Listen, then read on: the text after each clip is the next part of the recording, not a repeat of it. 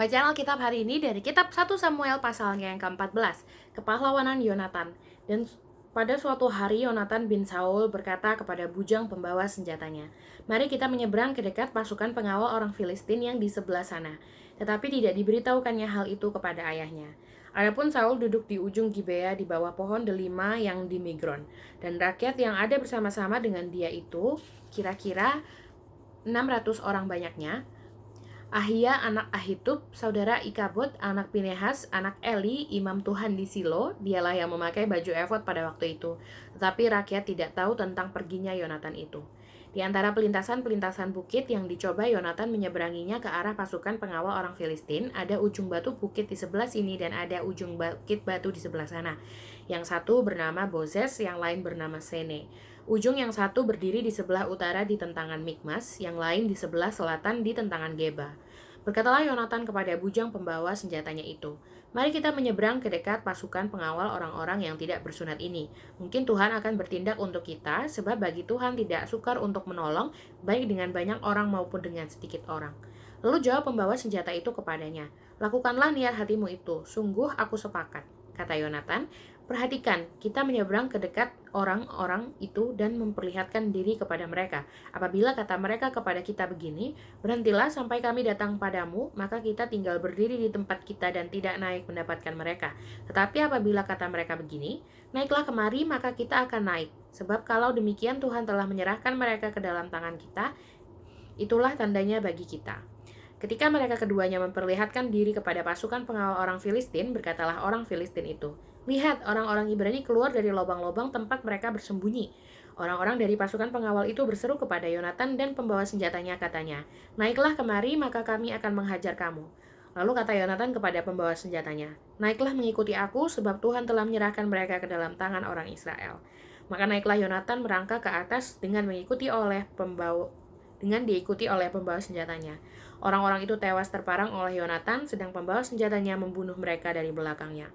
Kekalahan yang pertama ini yang ditimbulkan Yonatan dan pembawa senjatanya itu besarnya kira-kira 20 orang dalam jarak kira-kira setengah alur dari sepembejakan ladang.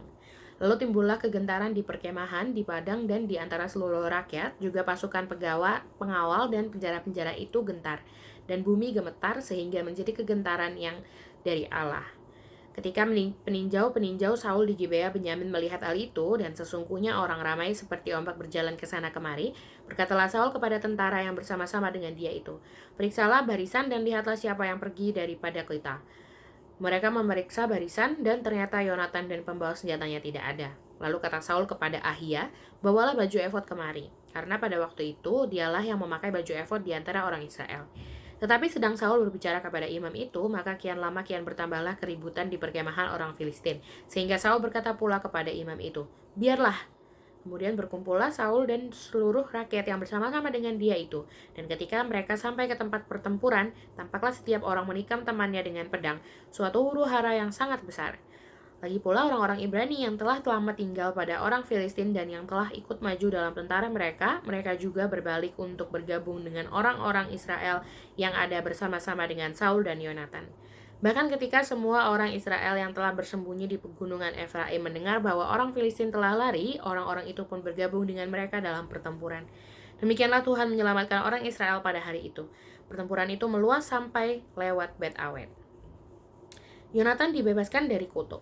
Ketika orang-orang Israel terdesak pada hari itu, Saul menyuruh rakyat mengucapkan kutuk, katanya, "Terkutuklah orang yang memakan sesuatu sebelum matahari terbenam dan sebelum aku membalas dendam terhadap musuhku."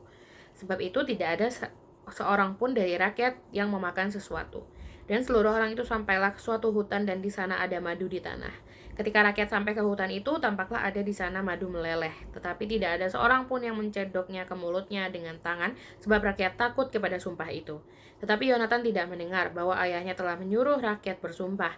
Ia mengulurkan tongkat yang ada di tangannya dan mencelupkan ujungnya ke dalam sarang madu. Kemudian ia mencedoknya ke mulutnya dengan tangan. Lalu matanya menjadi terang lagi. Dan seorang dari rakyat berbicara, katanya, "Ayahmu telah menyuruh rakyat bersumpah dengan bersungguh-sungguh," katanya. "Terkutuklah orang yang memakan sesuatu pada hari ini, sebab itu rakyat letih lesu." Lalu kata Yonatan, "Ayahku mencelakakan negeri. Coba lihat bagaimana terangnya mataku setelah aku merasai sedikit dari madu ini. Apalagi jika sekiranya rakyat pada hari ini boleh makan dengan bebas dari jarahan musuhnya yang telah didapatnya. Tetapi sekarang tidaklah besar kekalahan di antara orang Filistin."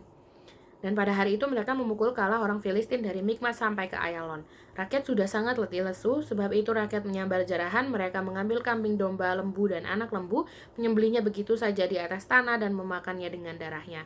Lalu diberitahukanlah kepada Saul demikian, "Lihat, rakyat berdosa terhadap Tuhan dengan memakannya dengan darahnya." Dan ia berkata, "Kamu berbuat khianat, gulingkanlah sekarang juga sebuah batu besar kemari." Kata Saul pula, "Berserak-seraklah di antara rakyat dan katakan kepada mereka, setiap orang harus membawa lembunya atau dombanya kepadaku. Sembelilah itu di sini, maka kamu boleh memakannya. Tetapi janganlah berdosa terhadap Tuhan dengan memakannya dengan darahnya." Lalu setiap orang dari seluruh rakyat membawa serta pada malam itu lembunya dan mereka menyembelihnya di sana. Saul mendirikan mezbah bagi Tuhan, inilah mezbah yang mula-mula sekali didirikannya bagi Tuhan.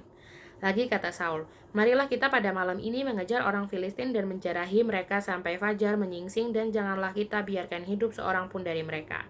Jawab mereka itu, "Perbuatlah apa yang kau pandang baik." Tetapi imam berkata, "Marilah kita dahulu tampil menghadap Allah di sini." Saul berkata kepada Allah, "Bolehkah aku mengejar orang Filistin itu? Akan kau serahkankah mereka ke dalam tangan orang Israel?" Tetapi pada hari itu ia tidak menjawab Saul. Lalu kata Saul, "Datanglah kemari, kamu segala pemuka rakyat, berusahalah mengetahui apa sebab dosa ini terjadi pada hari ini. Sebab demi Tuhan yang hidup, yang menyelamatkan orang Israel, sekalipun itu disebabkan oleh Yonatan anakku, maka ia pasti akan mati." Tetapi seorang pun dari seluruh rakyat tidak ada yang menjawabnya. Kemudian berkatalah ia kepada seluruh orang Israel, "Kamu berdiri di sebelah yang satu dan aku serta anakku Yonatan akan berdiri di sebelah yang lain." Lalu jawab rakyat kepada Saul, "Perbuatlah apa yang kau pandang baik." Lalu berkatalah Saul, "Ya Tuhan Allah Israel, mengapa engkau tidak menjawab hambamu pada hari ini? Jika kesalahan itu ada padaku atau pada anakku Yonatan, ya Tuhan Allah Israel, tunjukkanlah kiranya Urim. Tetapi jika kesalahan itu ada pada umatmu Israel, tunjukkanlah Tumim." Lalu didapati Yonatan dan Saul, tetapi rakyat itu terluput. Kata Saul, "Buanglah undi antara aku dan anakku Yonatan." Lalu didapati Yonatan. Kata Saul kepada Yonatan, "Beritahukanlah kepadaku apa yang telah kau perbuat." Lalu Yonatan memberitahukan kepadanya katanya, "Memang aku telah merasai sedikit madu dengan ujung tongkat yang ada di tanganku. Aku bersedia untuk mati." Kata Saul, "Beginilah kiranya Allah menghukum aku, bahkan lebih lagi daripada itu. Sesungguhnya Yonatan engkau harus mati." Tapi rakyat berkata kepada Saul, "Masakan Yonatan harus mati? Dia yang telah mendapat kemenangan yang besar ini di Israel. Jauhlah yang demikian. Demi Tuhan yang hidup, sehelai rambut pun dari kepalanya takkan jatuh ke bumi, sebab dengan pertolongan Allah yang juga dilakukannya hal itu pada hari ini." Demikianlah rakyat membebaskan Yonatan sehingga ia tidak harus mati. Maka pulanglah Saul setelah mengejar orang Filistin, dan orang Filistin itu pun kembali ke tempat kediamannya. Catatan tentang musuh-musuh dan keluarga Saul.